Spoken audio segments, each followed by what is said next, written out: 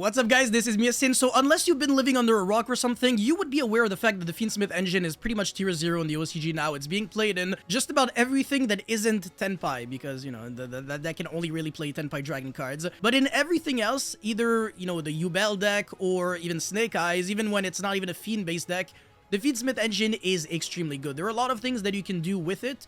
One of the main reasons why it's broken is because you can make Caesar in summon number 5, which beats Nibiru. That is especially important in the TCG because everybody main decks 3 Nibiru, or at least side decks to 3 Nibiru in the TCG. But in the OCG, it's not really the case because they have Maxi instead.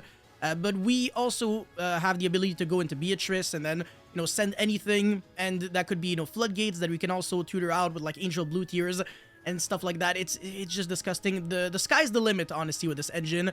It's even better, I want to say, in decks like Infernoid, because that also utilizes the Snake Eye engine, but in a different way because, you know, your Princess climbs into the Infernoid Flood, which is a double interruption. It's completely unfair. But in the Snake Eye, the pure Snake Eye Fiend Smith deck, it is just as good, almost, I want to say, because that deck can also play like 15 hand traps, so it's a realistic tier 0 deck.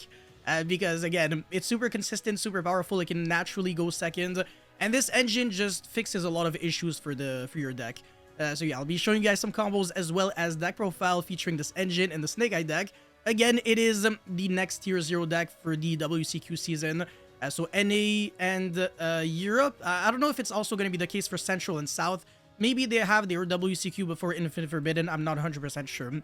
But anyways, before we go any further, friendly reminder to smash the like and subscribe button. It really motivates me a lot to keep making videos like these. Let's try to get this video to 1,000 likes. And if we can get there, I will be making a full spreadsheet on this deck because you will be finding this deck everywhere at the, you know, the Nationals. Well, again, the WCQ, the event that qualifies you for Worlds. So yeah, you really want to know how it operates, but also how to counter it. So yeah, the spreadsheet video is definitely going to help. And with that being said, let's get right into it. Alright, so combo number 1, let's just say that you're playing Snake Eye Fiend Smith and all you have is the Fiend Smith with, let's say, like 4 hand traps. You can still get your Snake Eye engine going from there. So you will be searching the Tractus. If you only play the Sanctus and no Fabled Lurie, you can't do that, but you can still go for a Caesar, so it's not too bad. But if you do play Tractus, things change a little bit. It's not that... It's really just you have to play 1 extra brick in your deck. But apart from that, it doesn't really make anything worse. So yeah, we'll be searching the Lurie, which is kind of like the brick, but it also makes like cards like 1 for 1 better. And that is going to be triggering its effect so that you can revive it back. It's a mandatory effect. You'll be going to Requiem. This card does not lose to Effect Veiler because it's a quick effect Lone Fire Blossom. Summon the Fiend Smith from the deck. And then Fiend Smith Graveyard effect, shuffle back a Light Fiend into your deck or extra deck. And then summon back the Fiend Smith. And if you're going second and your opponent has a problematic monster on the board, what you can do is use the effect of Requiem, the link 1 in the graveyard, and then equip it back to your Fiend Smith. And then use the on-field effect of the Fiend Smith, so send 1 of your Fiend Smith equip card you control to the grave, and 1 monster on the field to the graveyard. So it's pretty nasty. It doesn't destroy, it sends, so it's a really handy mechanic. But anyways, link off into Sequentia, which is the link to Miracle Fusion S card, and that is going to allow you to fuse into a Fiend Smith Fusion monster. Sorry, any Fiend Fusion monster. Really nice, again, in Inferno because you can summon Evil by shuffling back the Fiend Smith as well as the Fiend Smith Requiem. So summon Lacrimosa, level 6 Fusion monster on summon. Either a special summon back or add 1 of your Fiend monsters from your grave or banished. And we're going to be overlaying it to Beatrice. Beatrice is going to be Foolishing for Snake Eye Ash. And we can link off into Promethean Princess, which of course revives back the Snake Eye Ash.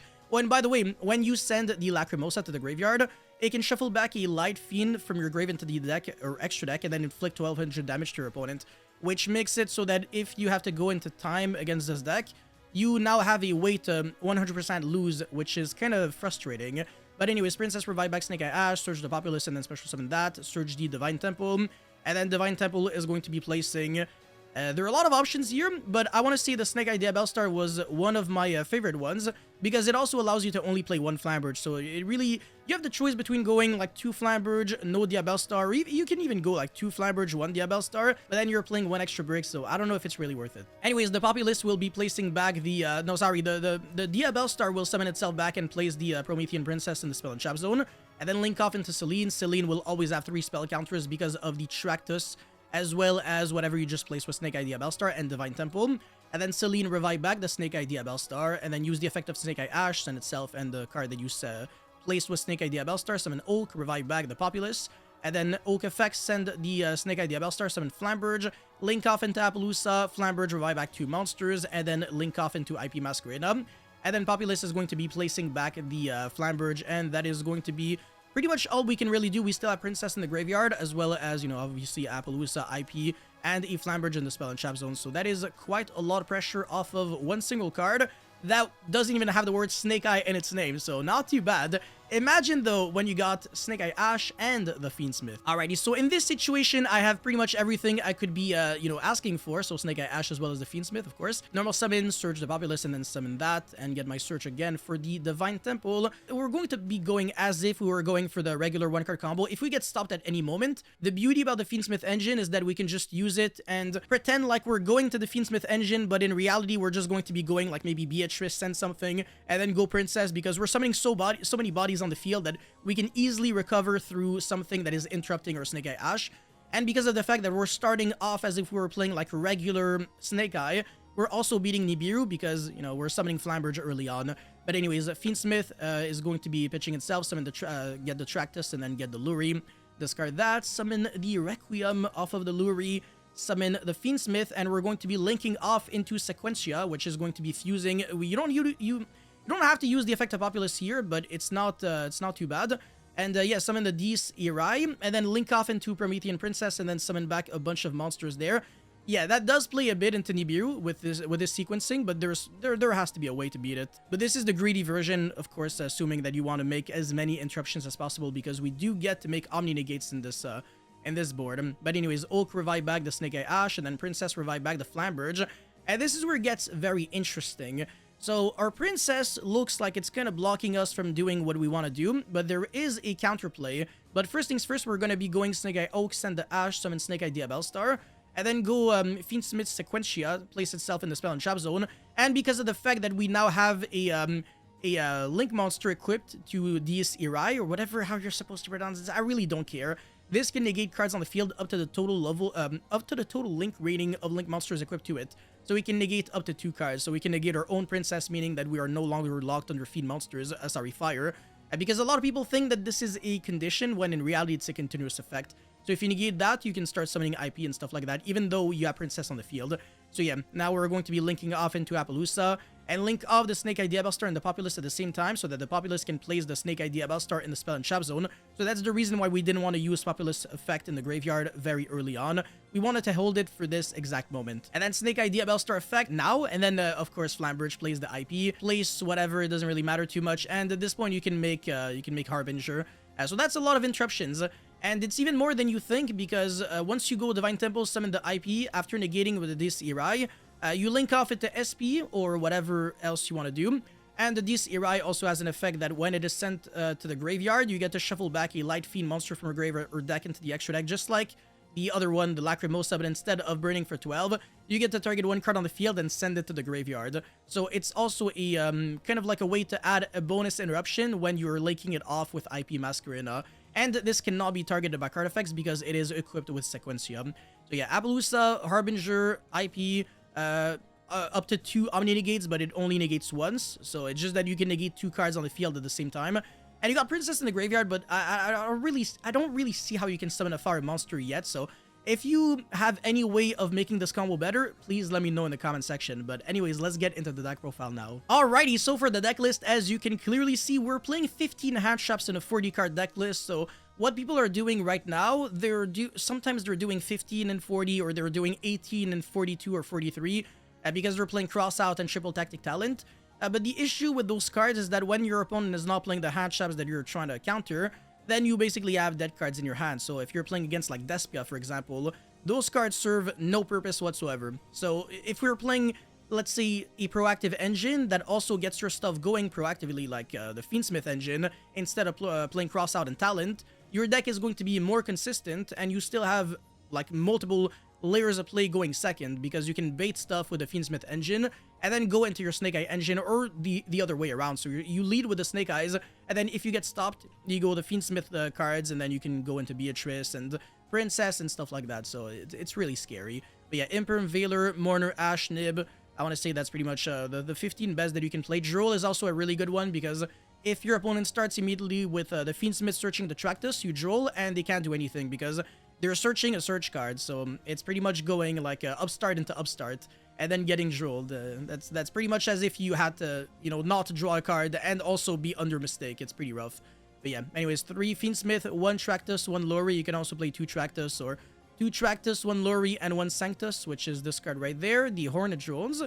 And then we're playing 3 Diabellstar, 3 Wanted, 3 Snake Eye Ash, 3 Bonfire, 1 Oak, double Populace, and then either 2 Flambridge with 1 Diabellstar or 1 Flambridge, 1 Diabellstar. It doesn't really matter too much. And by Diabellstar, I mean Snake Eye Diabellstar, not Diabellstar the Black Witch. Obviously, in case that wasn't obvious enough. And then original Sinfospo, Snake Eye, and Divine Temple.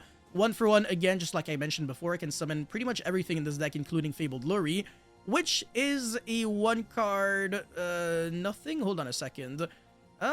You summon this, and then you go into Requiem, and then you summon the Fiend Smith, and then you do nothing. Yeah, okay, so it's not a 1 card anything, but still close enough. Actually, hold on a second. Yeah, no, yeah, it's not a 1 card combo. Anyways, for the extra deck, we're not playing Moon of the Close Sky in this version, but if there's a way to make it work and make it really good, then I'm all for it. I'm definitely open to suggestions. But anyway, so far we got Lacrimosa, Requiem, Sequentia, Beatrice, Caesar, Access Code, Appaloosa, Zelantis, Raging Phoenix. So that's the nice thing about having a really, you know, sticking to the Snake Eye strategy. You can still play the Fire OTK because in the OCG they're just not doing that, and they're playing way too many Fiend Smith cards, which I think is just unrealistic because you really need the Fiend Smith to make it work. So if you don't draw that, then you're pretty much like wasting 7 cards in your extra deck for something that just isn't coming up. Anyways, Princess, you only really need 1. Celine, Hita, we can't really fit in the Dark in the main deck. And then SP, IP, and Relinquished Anima.